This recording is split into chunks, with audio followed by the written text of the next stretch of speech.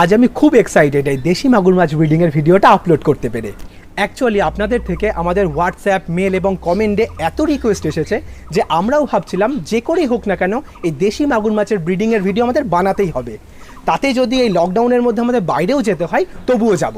তবে শুধুমাত্র মৎস্যবিজ্ঞানী ডক্টর বিকে মহাপাত্রের জন্যই আমরা এই ভিডিওটা বাড়িতে বসে বানাতে সক্ষম হয়েছি। তাই স্যারকে আমাদের তরফ থেকে অসংখ্য ধন্যবাদ। আপনারা দেখছেন এগ্রিকালচার ডায়েরি এবং সঙ্গে আমি সুশোভন। তো চলুন আর বেশি কথা না বাড়িয়ে আজকে এই দেশি মাগুর মাছের ব্রিডিংয়ের ভিডিওটা আমরা দেখি। নমস্কার, ডক্টর বিজয় কালী মহাপাত্র, মুখ্য বৈজ্ঞানিক, কেন্দ্রীয় মৎস্য শিক্ষা সংস্থান, কলকাতা কেন্দ্র।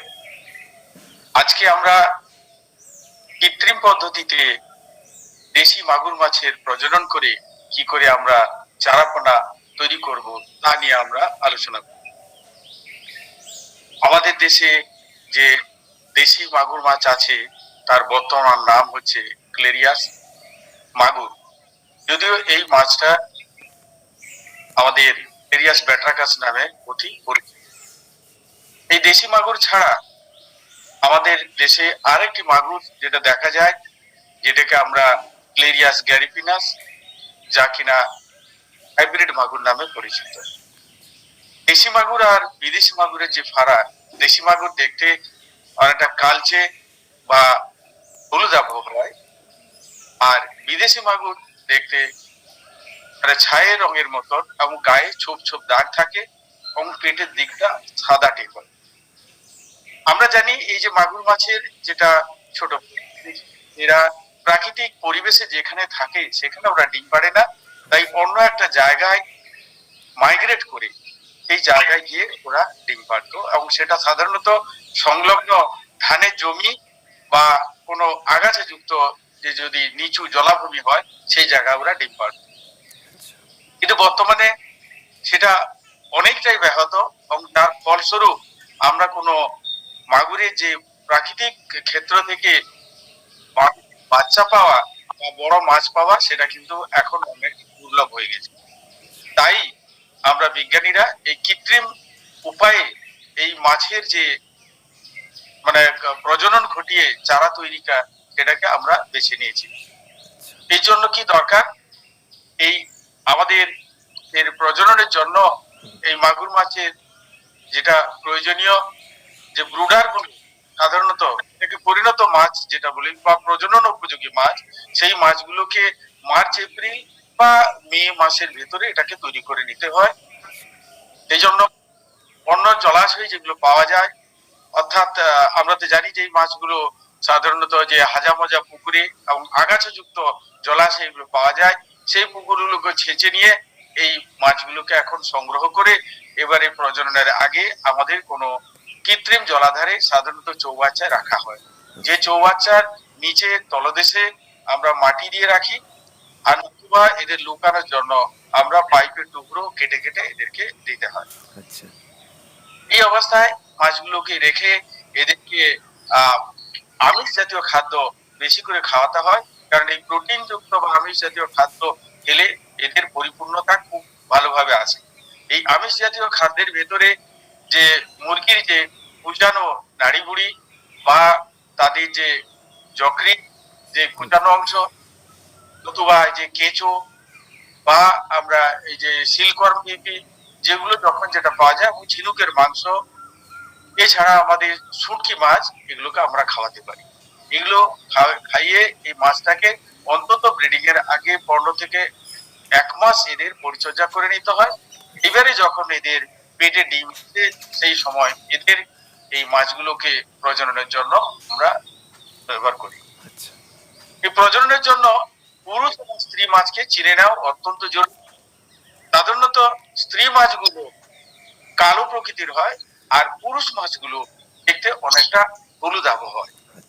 এছাড়া এদের যেটা যে জেনিটাল প্যাপিলি, এটাকে বলে যে জননাঙ্গ, সেই স্ত্রী মাছের জননাঙ্গ গোলাকৃতি এবং মাঝখানে একটু কাটা থাকে, এবং পুরুষ মাছের জননাঙ্গ যেটা গোলাপের কাঁটার মতো অর্থাৎ লম্বাটে, এবং একদম মাথাতে একটা সূক্ষ্ম ছিদ্র থাকে।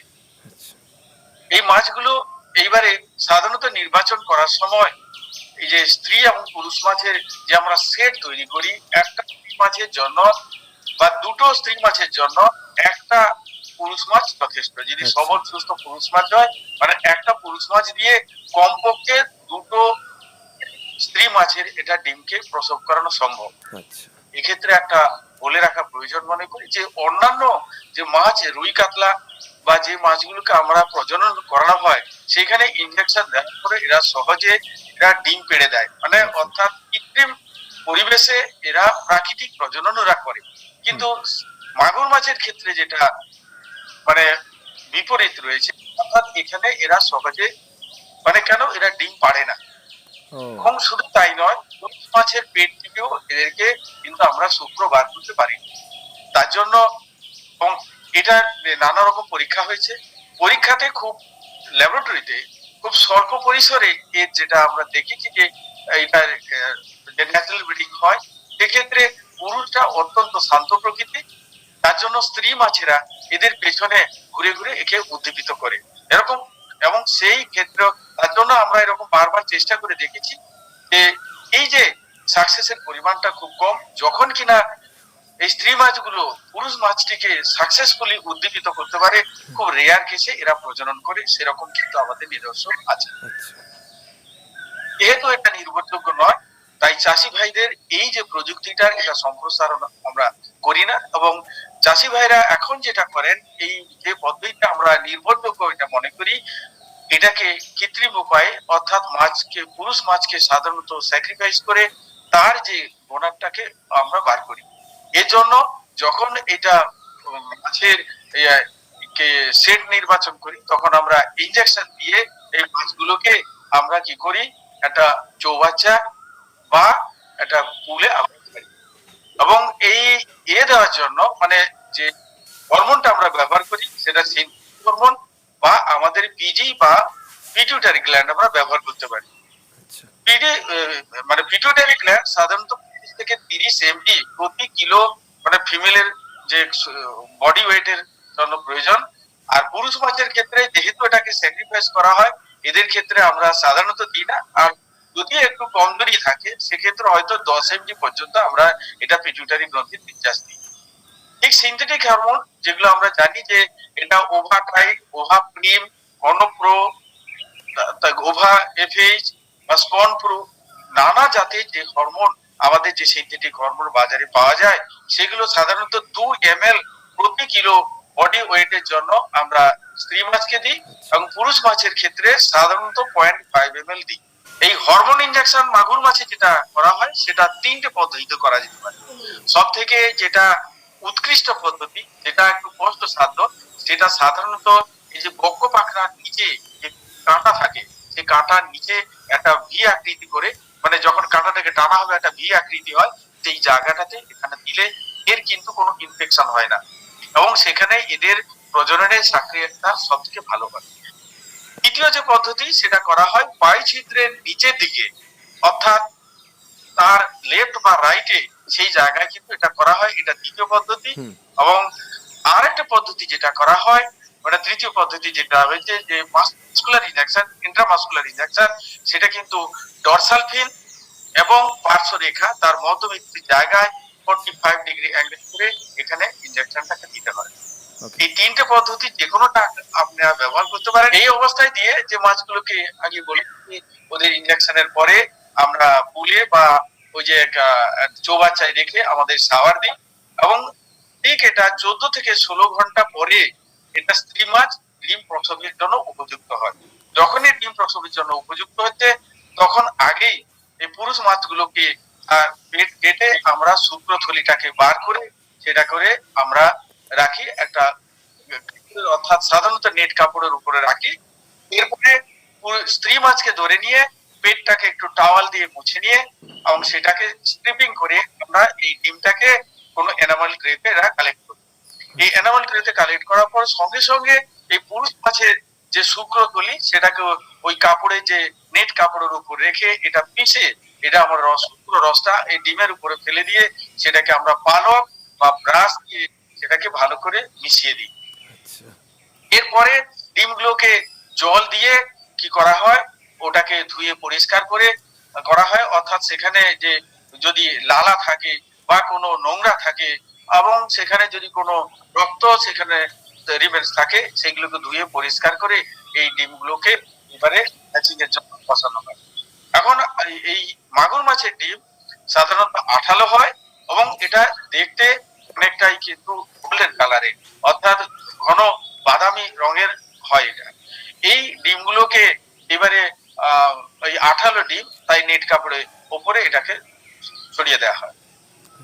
এখন এই এক একটি মাগুর মাছের অর্থাৎ 200 গ্রাম ওজনের যদি মাগুর মাছ হয়, সেক্ষেত্রে 6000 আমরা অন্তত পক্ষে 10 থেকে 12,000 আমরা ডিম পেতে পারি। সেই ডিমগুলোকে এই যে নেট কাপড়ের উপরে যখন ছড়াবো, সেই বিশেষ ধরনের ফ্রেমওয়ালা নেট কাপড়, এটা কিনা আমরা হ্যাচিং এর জন্য যদি আমরা ইকো হ্যাচারি করতে পারি, নতুবা আমরা যেটা এখন যেটা সচরাচর ব্যবহার করি এবং যেটা খুবই ভালো, সেটা আমরা অ্যাকোয়ারিয়ামে এটাকে হ্যাচিংটা করানো। এই জন্য এই যে ফ্রেমটা নেট কাপড় দিয়ে তৈরি করা হয়, সেটা বিশেষভাবে অ্যাকোয়ারিয়ামে আটকানো হয় এবং এই কাপড়ের উপরে ডিমটাকে স্প্রেড করা হয়। ডিমের পরিমাণ এবং এই যে নেট কাপড়ের এরিয়াটাকে বলে রাখি, যে নেট কাপড়ের এরিয়ার উপরে ডিমটাকে এমন ভাবে ছড়ানো হবে তাতে কিনা একটা ডিম আরেকটা ডিমের উপরে যেন চাপাচিপা অবস্থায় না থাকে। এই অনুযায়ী এবার নেট কাপড় এটাকে আমরা সুন্দর করে এটাকে ছড়িয়ে দিই। এই অবস্থাতে মানে আমাদের এই যে জলের প্রবাহটা ঠিক রাখতে হবে, তাহলে সঠিক যদি পরিবেশ এবং টেম্পারেচার থাকে 20 থেকে 30 ডিগ্রি 20 থেকে 30 ঘন্টা পরে এটা কিন্তু এই ফুটে এটা বাচ্চা বেরোয়, যার নাম হচ্ছে হ্যাচলিং। এই হ্যাচলিং অনেকটা দেখতে ব্যাঙাচির মতো। এরা এই সময় খাবার খায় না, কারণ এদের কিনা কুচুম থলি থাকে। এই কুচুম থলি থেকে এদের এন্ডোজেনাস ফিডিং মানে অর্থাৎ তাদের যে নারিশমেন্টটা সেই কুসুম থলি থেকে হয়ে যায়। এরপরে যখন 3 থেকে 4 দিন বাদে পুরো কুসুম থলি নিঃশেষিত হয়ে যায়, তখন এরা কি করে, এরা খাবার খেতে শুরু করে। এবং প্রাথমিক অবস্থায় এদের আমরা করতে পারি কি, এই যে আর্টিমিয়াকে সদ্যজাত আর্টিমিয়া সেটা খাওয়াতে পারি, নতুবা প্রাণী হিসাবে যেটা ডাফনিয়াকে এবং ছোট ডাফনিয়া এদেরকে আমরা খাওয়াতে পারি।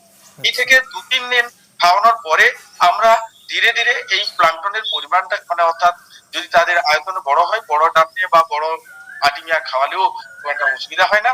এবং 7 দিনের পর থেকে আমরা এই যে জলে যে সরু কেঁচো পাওয়া যায়, সেই কেঁচো গুলোকে যেগুলোকে টিবি ফেক্স বলি, সেটাকে কুচিয়ে সেই কুচানো কেঁচো খাওয়ানো হয়। এই কেঁচো যখন খাওয়ানো হচ্ছে সেই অবস্থাতে এই মোটামুটি এটা চলে।